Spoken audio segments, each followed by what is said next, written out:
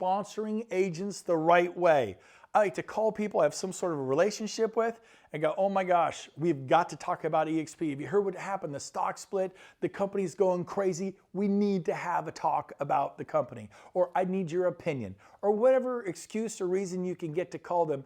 But sometimes you get them and you find out, like, oh yeah, I've been talking to so-and-so. So then ask questions. When did you talk to them? Last week, they had lunch with me. I'm so excited. This is great. I can't believe you called me. And go, man, that is awesome. You should sign up with so-and-so. This is the way I do it. Now, not everybody does it this way, but I can sleep with myself at night. Someone beat you to it last week. Some people don't play by those rules. They go, hey, if they want to put me, they put me. So up to you, but here's the deal. That's why Keller Williams got to point, hey, whoever they put on that form as their sponsor, that's their sponsor. But what I do is if they've talked to someone and they're really engaged and excited in the past 2-3 days or week or 2 or 3 or 4 weeks, and that's going good, I support that and encourage them. I've had people say, no, I want to put you. You're bigger, better, meaner, awesome. You can help me more than this person. Nope, you wouldn't have known about EXP. You were already down the road.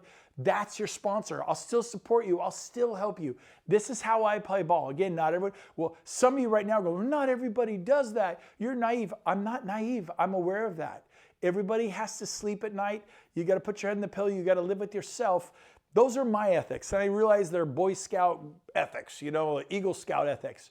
You do what you need to do for your family, but this is what I want to encourage you to do now. If someone talked to them 3 months ago and hasn't talked to them in 3 months, or 2 months ago and it was like barely a phone call, an email, a text, ask what is the dialogue look like. If they've been down the road and they're talking to vice presidents at EXP, Dave Kennord, the state broker, they're down the road. Don't come in and just and cut them and then drive the getaway car and sign them up for EXP under you.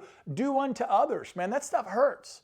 And so think, well, who will I talk to? That is a defeated victim mentality. There's 2 million out there. Not everyone's had a discussion the past 2, 3, 4, 5, 6, 7 weeks, the past month or two.